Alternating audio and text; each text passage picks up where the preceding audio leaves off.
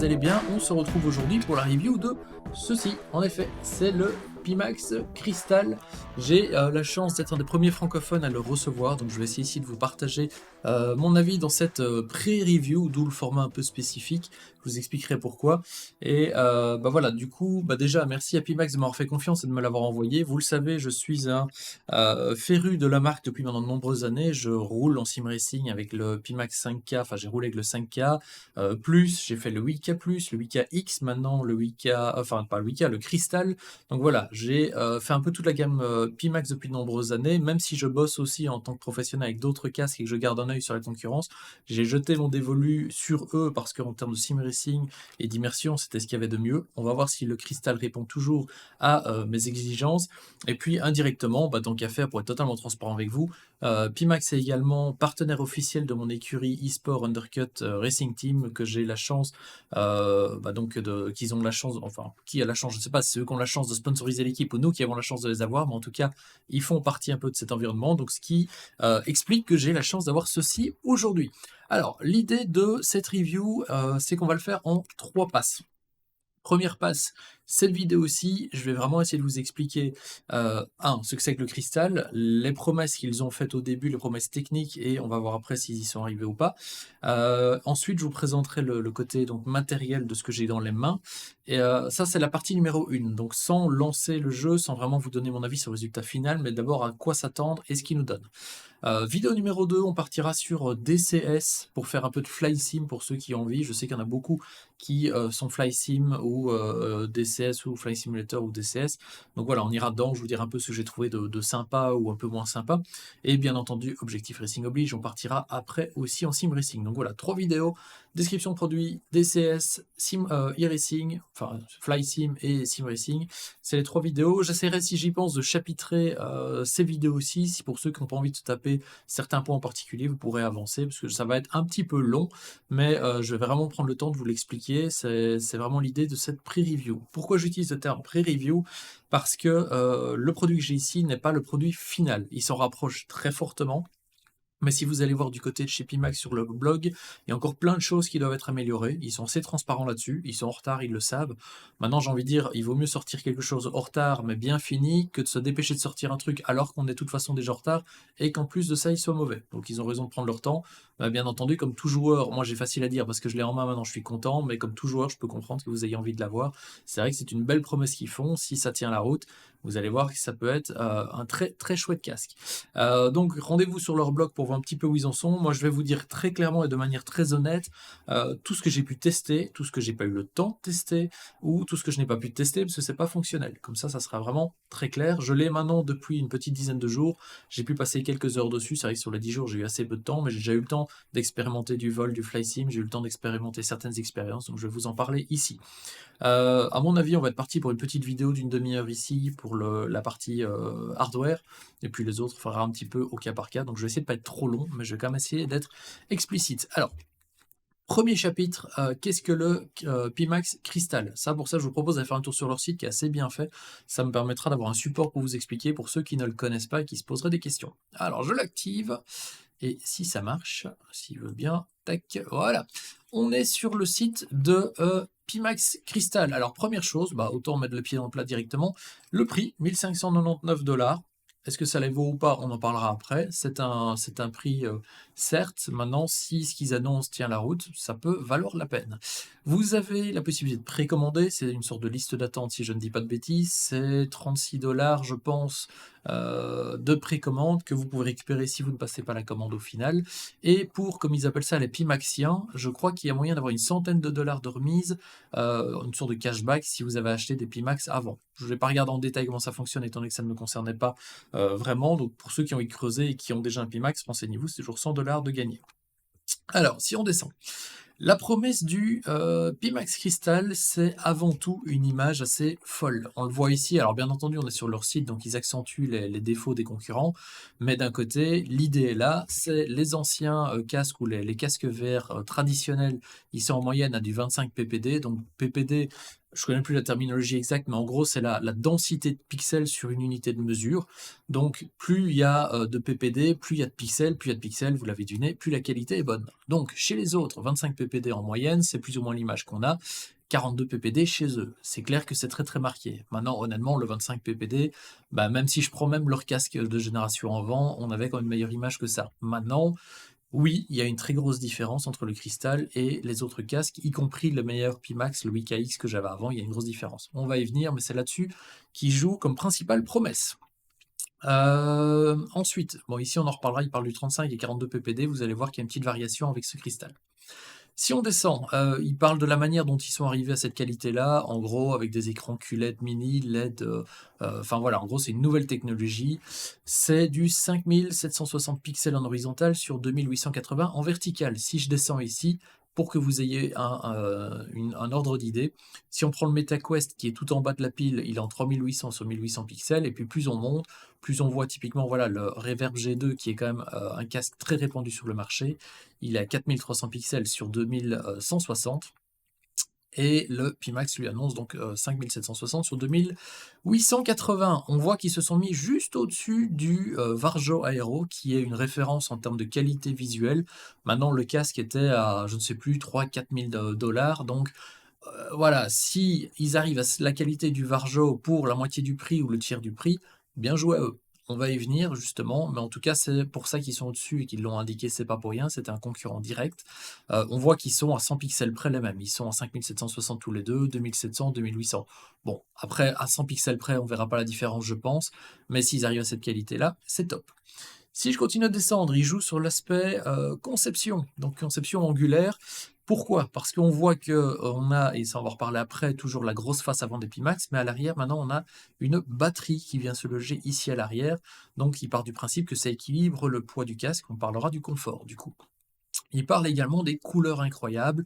Vu qu'il y a les nouvelles dalles techniques utilisées dans le cristal, et bien là où les autres ont des noirs qui ne sont pas noirs, et ça c'est vrai qu'en général c'est quelque chose qui est problématique en VR, c'est que les couleurs parfois entre guillemets bavent, c'est-à-dire que typiquement dans leur exemple ici on voit la ville avec des lumières au loin, et puis directement le ciel qui est au contact de la ville n'est pas tout de suite noir. Il passe par des dégradés gris parce qu'il y a comme une sorte de fuite de lumière qui vient baver sur les noirs.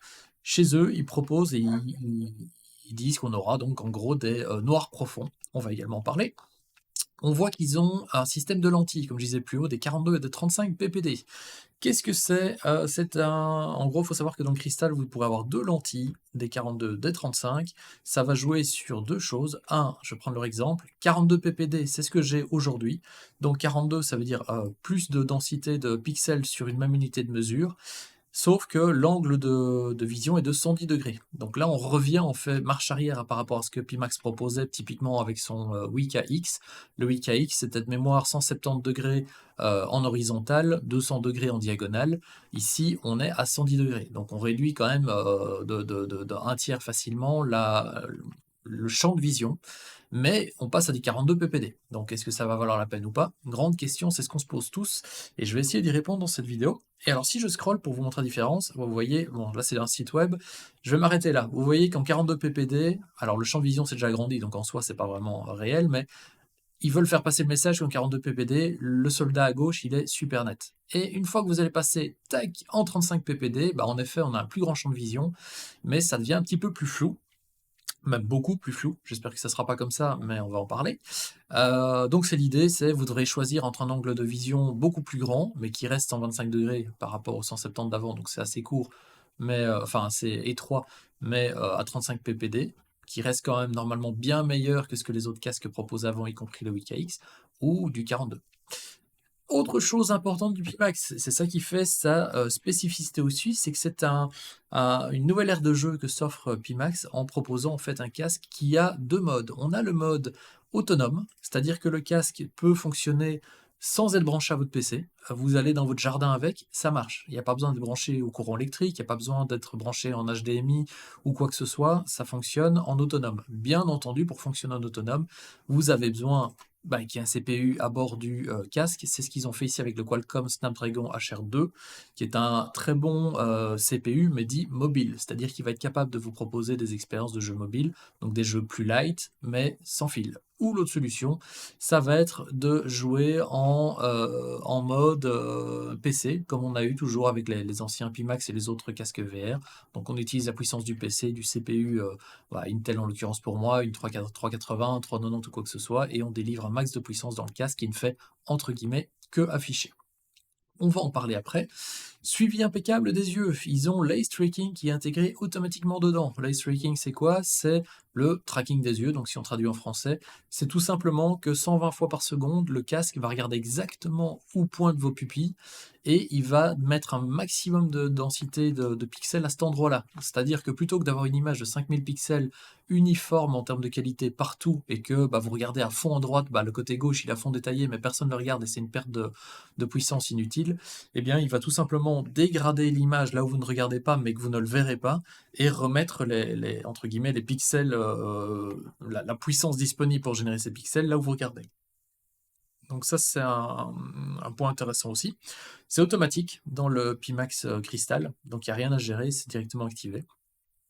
Ensuite, il vous parle du coup de photos à travers l'objectif, donc de l'effet photoréaliste, du casque et de la qualité. On y reviendra. Les caméras externes, vous allez voir qu'il y a des caméras qui sont embarquées sur le Pimax. Pourquoi? Tout simplement pour pouvoir virer les les stations de base, comme ils ont traduit ça ici, les base stations, donc les fameux petits boîtiers qu'on devait déployer à droite et à gauche dans sa pièce pour pouvoir localiser le casque dans celle-ci. Donc ça oblige à tirer deux alimentations, à chaque fois une alimentation par base station, à vous mettre ça dans un endroit où elle avait une vue directe sur le casque, donc il fallait pas d'éléments qui passent entre vous et le casque. C'est un peu du chipot. Là, je vais pas vous cacher que de mon côté, je suis très content que les base stations aient dégagé de la pièce et que ces caméras aient fait leur apparition.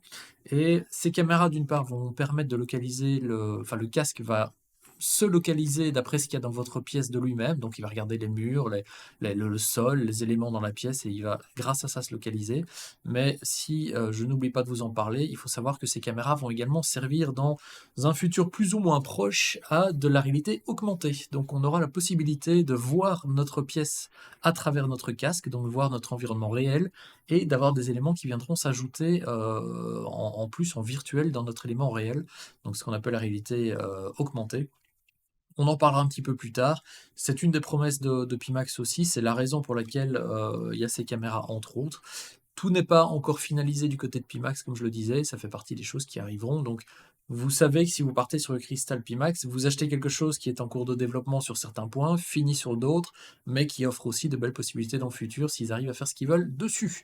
Alors, pour ceux qui me connaissent un petit peu, ils ont reconnu la voiture de l'Undercut Racing Team. On est officiellement du coup sur leur site vu qu'on est partenaire avec eux. Comme ça, c'est totalement transparent avec vous.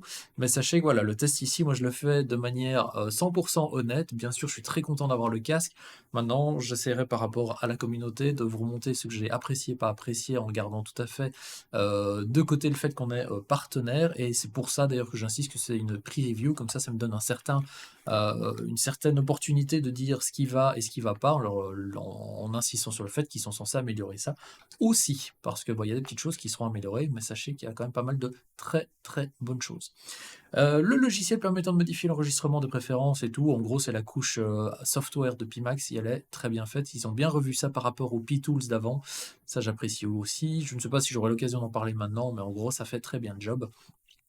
Ensuite on va arrêter le site, je crois qu'il n'y a rien de spécial, il vous montre la différence entre les jeux standalone, donc assez light, et les jeux PC. Ah oui, ce qu'il y a dans la boîte, mais ça je vais vous le montrer maintenant, oui je ne vais pas m'arrêter là-dessus, voilà vous l'avez ici vite fait, et puis on va passer à la suite. Allez, let's go, on passe. Je coupe le site tech. Voilà, on est revenu en mode caméra. Alors, le fameux Pimax, donc le voici. Ouais, petite chose pour ceux qui se demandent pourquoi je suis en 720 pixels, tout simplement parce que vous le voyez, je suis dans le châssis de course. C'est plus simple pour moi parce que je vais enchaîner les trois vidéos. Donc ça, voilà, j'utilise la webcam, donc elle est en 60 images secondes, donc il y a parfois un petit peu des flous, même si ici ça va encore.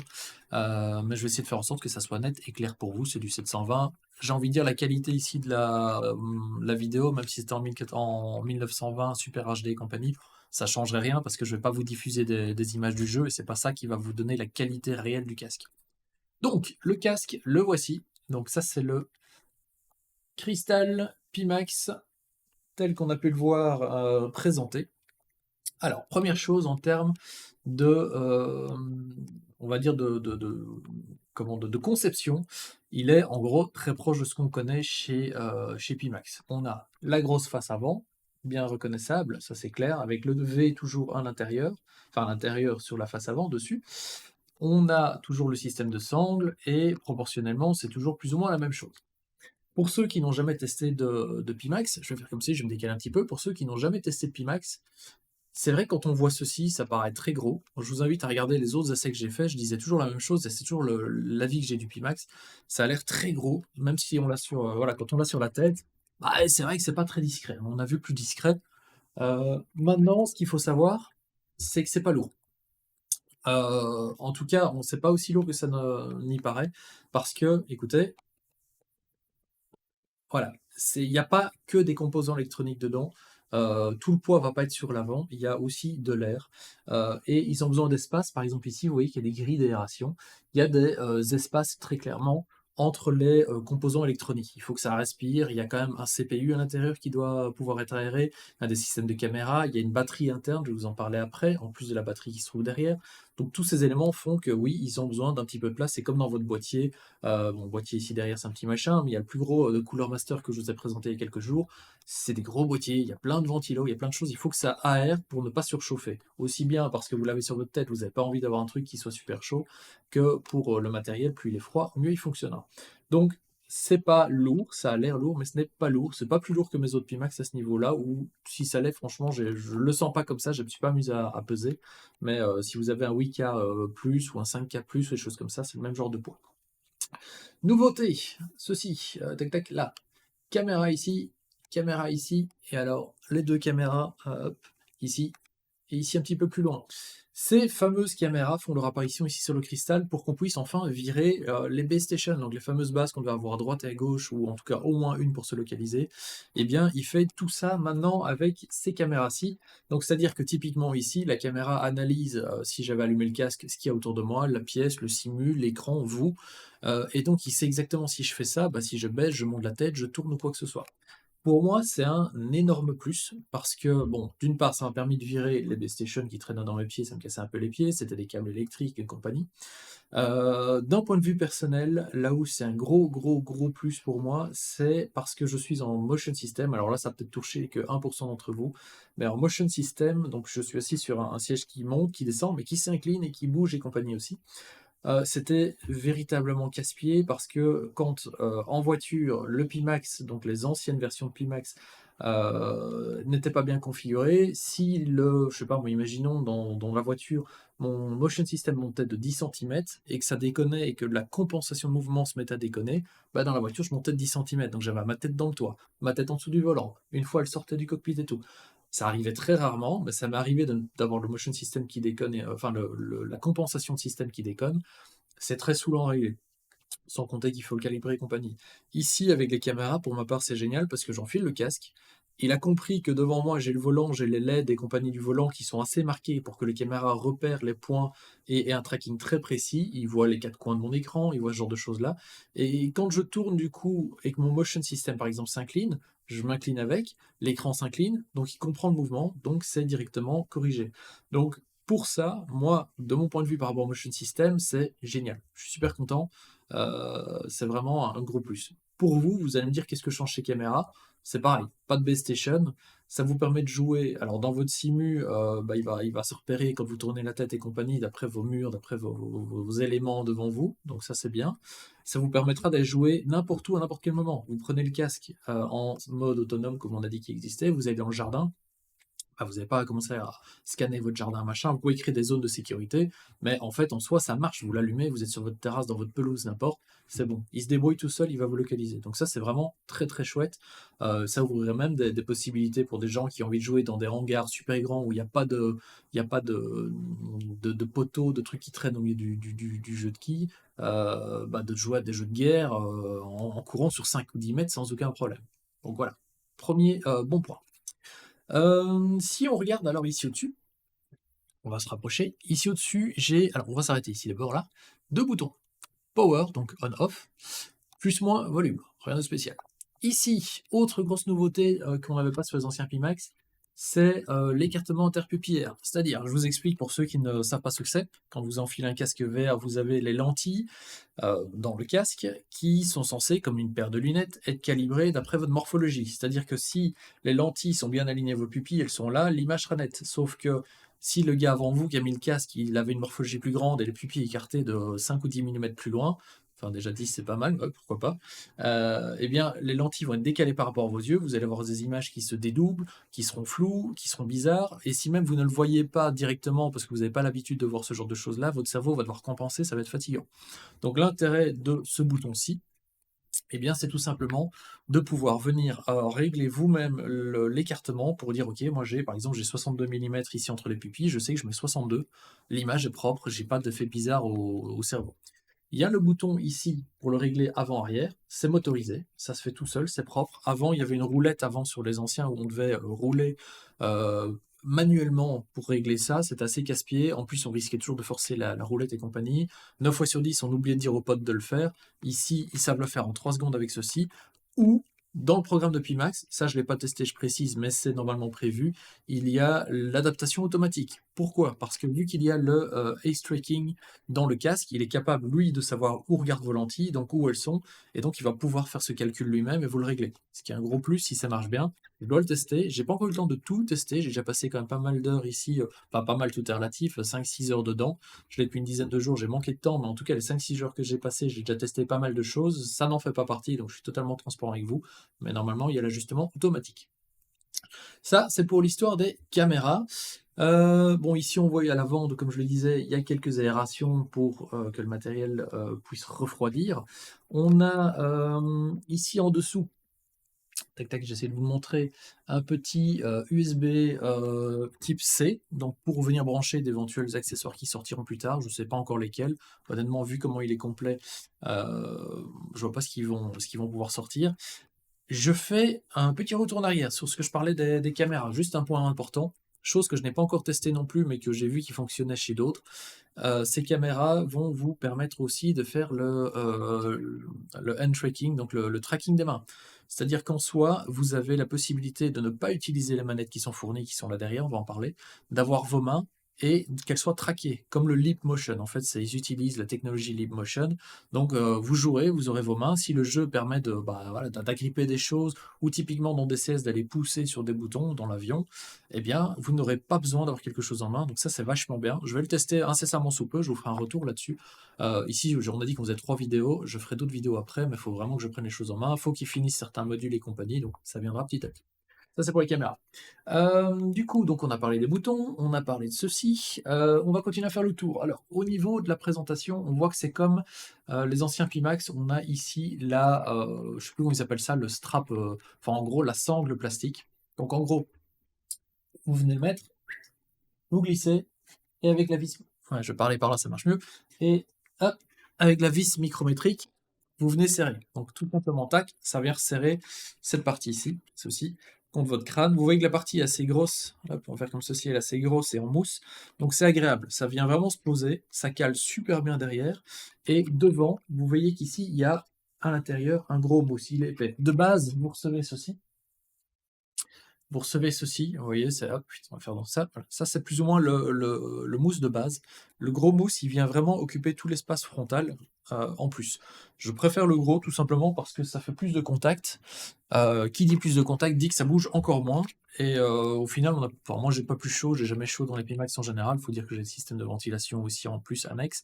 Mais j'ai jamais chaud, donc je m'en fous d'avoir une surface plus grande. Donc moi, j'ai déployé directement le gros mousse, mais voilà, sachez que si vous préférez le petit, il existe aussi. Avec le petit et avec le grand, ils ont beaucoup travaillé sur les fuites de lumière qu'on avait ici, ou en tout cas la possibilité de voir dans certains Pimax, suivant notre morphologie, moi j'ai la tête assez entre guillemets fine, j'avais parfois de la lumière qui pouvait rentrer ici derrière. Typiquement, j'ai une fenêtre derrière, si je fermais pas le store, je pouvais en journée, je joue jamais en journée, mais si je joue en journée, je pouvais voir le soleil qui rentrait et faisait euh, ouais, un petit reflet sur les côtés des lentilles. Ils ont retravaillé un petit peu tout ceci, j'ai plus cet effet là non plus. Pareil au niveau du nez, je sais que sur les 8K, non les 5K j'avais ça, si je louchais j'arrivais à voir par exemple mon clavier et à sortir en gros mon regard du Pimax.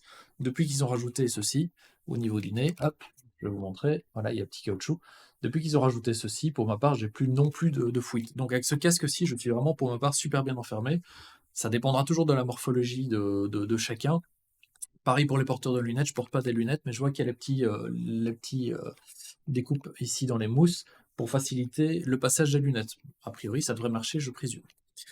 Tant qu'on est à l'intérieur, vous le voyez ici, on va essayer de vous montrer ça, les deux fameuses lentilles. Donc là, ici, je suis en 42 ppd, donc c'est celle qui offre le plus de densité de pixels. Regardez à l'intérieur, il y a des petites vis, je ne sais pas si vous allez les voir, les deux choses brillantes en haut, il y en a aussi en dessous. On reçoit un petit kit tournevis pour aller dévisser les 2-3 vis de lentilles et les switcher. Ici, j'ai que les 42, donc c'est la meilleure qualité. Je suppose que Pimax a préféré fournir ça pour qu'il ait l'effet waouh au début. Oui, ça a marché, on va y revenir, ça c'est clair. J'attends quand même avec impatience le 35, parce que en sim racing, je l'ai toujours dit, les Wika X avec les 170 degrés horizontales, donc de visibilité 200 degrés en diagonale, c'était top, ça vous donnait l'impression d'être dans le casque de voiture, on voyait très légèrement, si on cherchait les bords, on les voyait, mais sinon on voyait les rétros, on voyait tout. 170 degrés, ici on passe à 110 degrés, donc ça fait quand même une perte de 60 degrés potentiellement. On va en parler, est-ce que c'est gênant ou pas. Moi c'était ma grande question par rapport au cristal, c'est est-ce que je vais pas être déçu de perdre en FOV et content de gagner en résolution. Pour les moins impatients d'entre vous, sachez qu'il y a le 12K, je crois que c'est 12K tout court, qui s'appelle le 12K qui va sortir fin 2023, on va plutôt dire 2024, je ne sais pas exactement quand, s'ils doivent d'abord finir le cristal, mais le 12K, en gros, ils annoncent les capacités visuelles, on va dire, du cristal, la résolution du cristal, avec l'angle de vision du Wika X, donc en gros 170 degrés ou pas loin, avec une super bonne qualité, donc c'est encore un step au-dessus. Maintenant, il faut vraiment voir ça comme deux casques totalement différents. Celui-ci, vous avez vu, il y a plein de choses à bord. C'est vraiment un all-in-one. Vous allez avoir le standalone, vous allez vous balader avec, vous allez avoir le mode avec le filaire pour utiliser la puissance du PC. Il y a également un mode que je n'ai pas pu tester, je ne sais pas s'il est fonctionnel, je ne pense pas.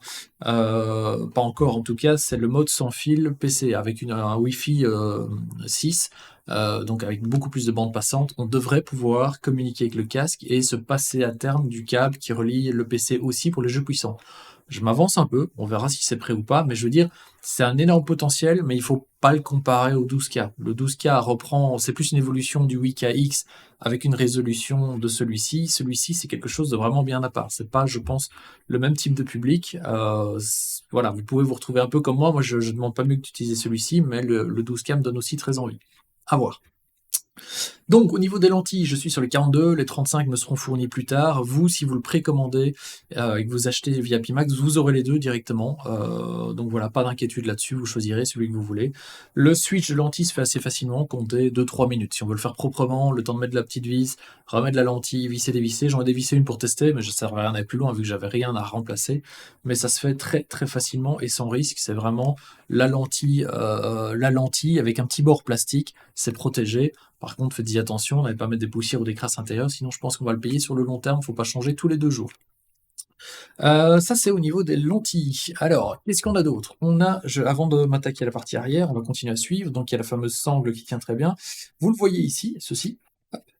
C'est un tout nouveau système audio qu'ils ont intégré dessus et que j'apprécie beaucoup. Pourquoi?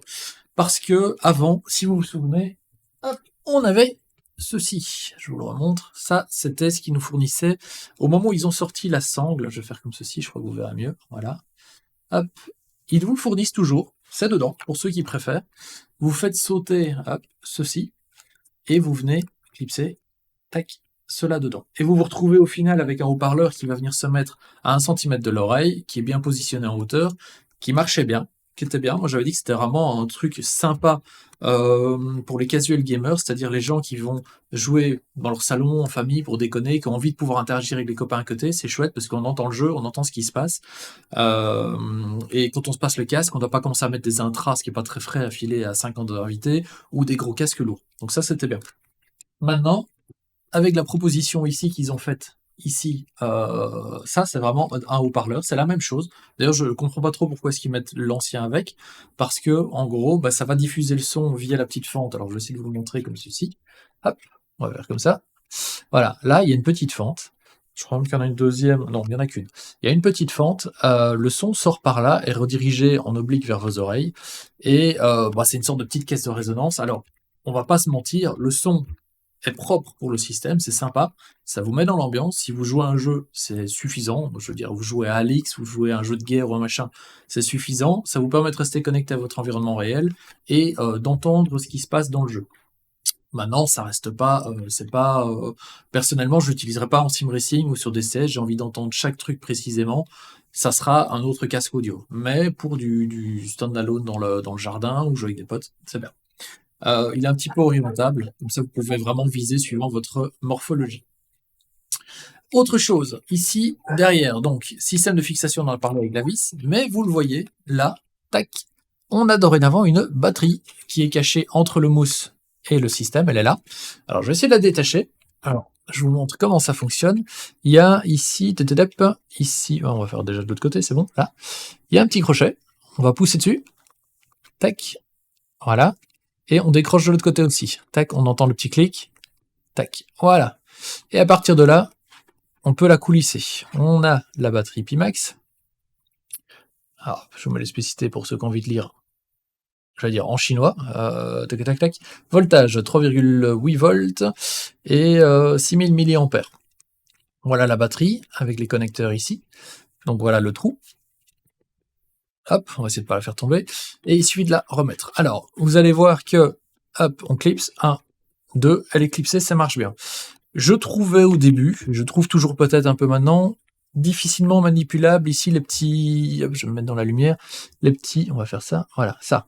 Ça, je trouve que c'est un peu difficile. Il faut vraiment clipser un, à droite, hop, à gauche, et en fait, le décaler un petit peu droite-gauche. C'est dommage. C'est pas gênant, ça fonctionne, ça tient. Je sais pas dans le temps si ça tiendra bien. Moi, je leur ai remonté mon avis là-dessus. Je trouve que c'est un petit peu léger. Si le petit cache en plastique vient à lâcher, voilà. Vous voyez, pour sortir, je vous montre. Voilà, il y a un petit cache. On va faire comme ceci, à mon avis. Voilà. Vous voyez, c'est vraiment un système où on pousse, ça rentre et ça sort et ça vient se clipser. Faudrait pas que le petit bout ici lâche. C'est pas le cas, hein, ça tient, pas de souci. Mais sur le long terme, j'ai l'impression que quand on va le manipuler beaucoup, le plastique pourrait peut-être être un peu léger. Dans le casque, on pousse. On vient clipser, tac tac, et c'est fait.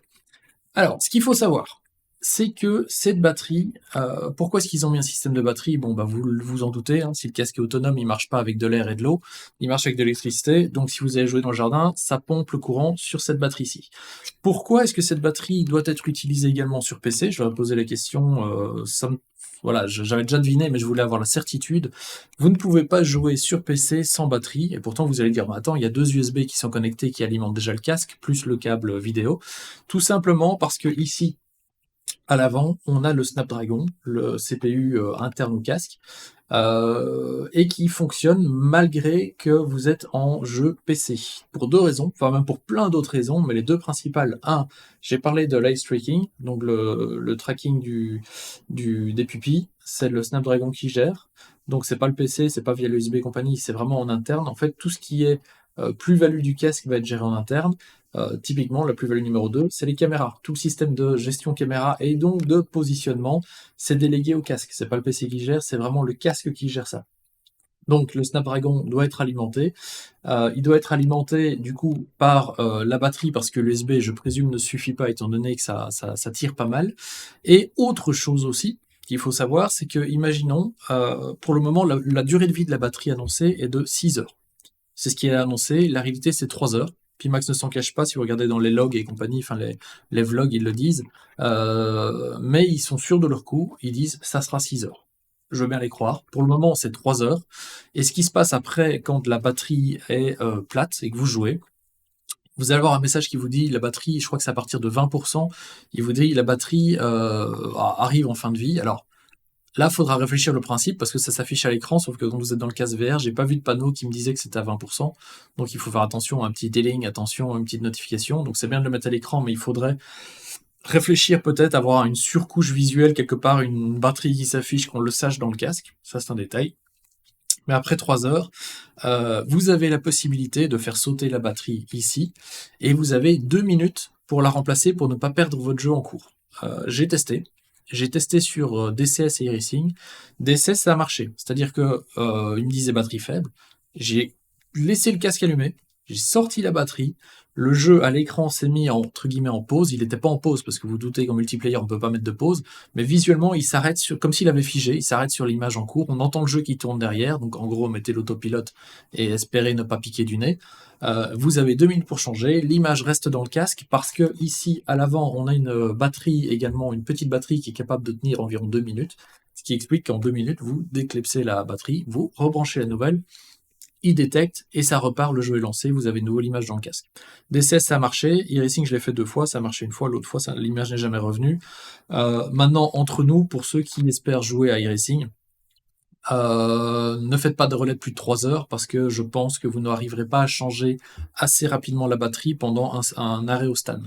Un arrêt au stand en général c'est 30-40 secondes. C'est le temps que ça prend de changer la batterie, hein, je vous le montre ici, voilà. Sachant que vous l'avez sur la tête, vous devez le retirer, vous déclipsez. 1, 2, hop, ça chipote un petit peu, c'est à ce moment-là que ça marchera pas, d'ailleurs c'est le cas, tac. Voilà, je chipote un petit peu, ok. Bougez, tac, je récupère, je dépose, je branche, parce que je vais peut-être en avoir besoin après, je branche vite, je reprends, je mets, hop hop, on est déjà facilement à 20-25 secondes. Le temps que le casque se synchronise et pour prendre une marge de sécurité et être sûr de repartir, c'est chaud. Donc pour le moment, c'est pas plus de 3 heures sans prendre de risque. Donc voilà, à terme, si c'est 6 heures, c'est super. Dernière chose, enfin c'est peut-être non, c'est pas la dernière chose, je vois 2 choses ici à vous expliquer encore. La sangle ici, bon, le scratch est là, vous pouvez le régler, donc ça c'est juste un repose-tête pour régler la hauteur verticale. Et on a ici une petite sangle caoutchoutée pour éviter que si la sangle lâche, ça ne vous tombe sur le cou. Ça c'est un détail. Et l'autre chose très importante, c'est ceci. Parce que depuis le début, vous le voyez, je ne suis pas... Alors je vais faire comme ceci. Hop hop hop. Est-ce que je vais me bouger carrément du champ, il va peut-être pas essayer de chercher. Voilà. Enfin ce boîtier, voilà. Ce boîtier ici, là. Ce boîtier-là, eh bien, c'est la fiche de connexion PC, parce que vous voyez, j'ai pas de câble depuis tantôt, je vous parle, je le manipule son câble, le câble, il est ici. C'est un câble propriétaire Pimax, enfin propriétaire non, parce que la fiche, enfin oui et non, c'est-à-dire que la fiche ici est un peu spécifique en termes de calage et de caoutchouc, mais c'est une fiche, j'ai oublié le nom du coup, c'est quand j'en ai besoin que j'ai oublié, je vous montre. Ce n'est pas une HDMI, c'est une... vous retrouverez le nom, mais vous le savez, hein, c'est l'autre standard vidéo, c'est exactement la même chose. Donc en gros, vous prenez, tac, vous venez, alors vous voyez que c'est voilà, c'est assez profond. Je vais juste regarder à la mettre dans le bon sens pour pas péter ma fiche, ça serait con. Ça marche comme ça, vous venez, vous rentrez, tac, vous clipsez. Alors je la dépose, je prends en 2 mains, voilà, c'est clipsé. Vous venez passer le câble ici dans le petit attache, et puis en fait vous êtes connecté tout à fait normalement comme avant avec les anciens casques. Vous pouvez ranger le câble correctement et tout. Là, je suis connecté au PC, là je suis en mode PC comme avec les anciens Pimax, mais donc c'est ici que ça se joue tout simplement. Et puis si vous voulez le débrancher, hop, vous tirez, vous débranchez, vous êtes de nouveau en mode standalone. Voilà pour la longue présentation du casque. J'ai essayé d'être le plus complet possible parce que je me dis que si certains d'entre vous sont prêts à lâcher 1500 ou 1600 euros pour un casque, ils ont envie de savoir de quoi ça parle. Donc voilà, j'essaye vraiment d'être le plus complet possible à ce niveau-là. Ça, c'est pour la présentation. Je pense qu'on va arrêter ici cette vidéo-ci. Il y a la partie hardware qui a été faite. On va partir en jeu, et là je vais pouvoir vous expliquer mes premières impressions, le rendu général après plusieurs heures d'utilisation, ce qui marche, ce qui ne marche pas et compagnie. Je pense que ça sera plus agréable pour vous aussi que d'avoir ma grosse tête en gros plan. On ira se mettre dans un avion et une voiture. Voilà, j'espère que cette première partie vous a plu. N'hésitez pas à laisser un like comme d'habitude, et je vous dis rendez-vous dans la deuxième partie. À tantôt. Hop, hop, hop, ne partez pas. Il me semble même que j'avais été un petit peu trop vite. Avant de clôturer cette vidéo, on a parlé du casque, mais je dois vous parler des accessoires. Alors, les accessoires, 2 choses importantes. Premièrement, ceci, ça c'est le chargeur. Vous voyez que c'est en fait exactement la même pièce. On va le mettre comme ça, au moins vous reconnaîtrez. C'est exactement la même pièce que ce qui se trouve à l'arrière du casque. Tac tac, ils ne sont pas pris la tête en termes de design, donc il est incurvé. Donc quand vous le posez sur le bureau, c'est pas trop logique, c'est incurvé, vous savez pas le mettre droit. C'est un petit détail, mais voilà, en gros, comment est-ce qu'il se présente? On a l'USB-C ici, vous allez brancher un USB de l'autre côté pour charger, et la batterie qui vient se clipser. Hop, on va faire 1, 2, on va la sortir. Vous voyez, c'est un petit peu de chipot, hein. Parfois la batterie, ça je l'aurais remonté. Alors, il faut vraiment bien réussir à clipser, voilà. tac, ça c'est le chargeur, c'est exactement la même pièce que sur le casque, si ce n'est qu'il y a ceci, et le chargeur ici. Ça c'est le chargeur. Pour moi c'est un point à retravailler, je leur ai signalé. Je suppose que c'est par facilité pour gagner du temps pour eux. Un dock, quelque chose de plat sur un bureau, on avait clic, aurait été vachement plus classe et plus résistant à terme. Parce qu'ici, à mon avis, le fait qu'il soit incurvé, franchement, vous le laissez, c'est léger, c'est tout plat. Vous le laissez quelque part, il y a le gamin qui marche dessus, le chien, il tombe ou quoi que ce soit, c'est light. Pour ça, c'est un peu dommage. C'est assez flexible, on le voit, tac, tac, tac. Alors sur le casque, c'est pas gênant parce qu'on a le casque sur la tête, on n'est pas censé faire n'importe quoi. Pour un chargeur, pour moi, ça c'est quelque chose qui doit être peut-être repensé. C'est un petit détail. Mais en tout cas, bon, il est light, il est léger. On branche, on le pose, ça charge. Première chose. Deuxième chose, hop, les manettes. Je fais juste un petit point dessus. On va pas en parler 2 heures. Les manettes, vous les avez déjà vues. Je ne sais plus si c'est l'Oculus qui a les mêmes, ou enfin je crois que c'est l'Oculus ou le Reverb, non c'est l'Oculus. C'est pas qu'ils ont copié du tout, c'est juste que c'est un modèle qui est conseillé par les, je sais pas comment expliquer ça, je vais pas dire fabricant VR parce que Pimax est un fabricant VR, mais dans les normes VR, en gros c'est un modèle de base pour les fabricants, on leur conseille d'utiliser ce genre de modèle-là en leur disant ça marche, parce que voilà, les capteurs sont positionnés d'une certaine manière dessus, ça fonctionne bien. On a ici à l'intérieur 2 boutons poussoirs, 2 boutons plats, un joystick et un joystick cliquable, plus la gâchette et une gâchette sur le côté. Ce qui fait qu'en gros, ça détecte les doigts dans les jeux. Si vous levez les doigts et compagnie, bah ça va fonctionner. Ça détecte les pouces. On a le joystick accessible directement ici. Donc en soi, elle est pratique, utilisable. On l'a déjà vu, il n'y a rien de nouveau. C'est pas propriétaire Pimax, c'est dans le domaine du public, si je puis dire, côté VR. Donc vous le retrouverez aussi chez d'autres fabricants. Mais ça fait le job, ça marche très très bien, c'est plutôt ergonomique et confortable. Ça, c'est pour le deuxième accessoire. Donc voilà, cette fois-ci, on a fini la vidéo et on part du côté des jeux. Allez, tout de suite!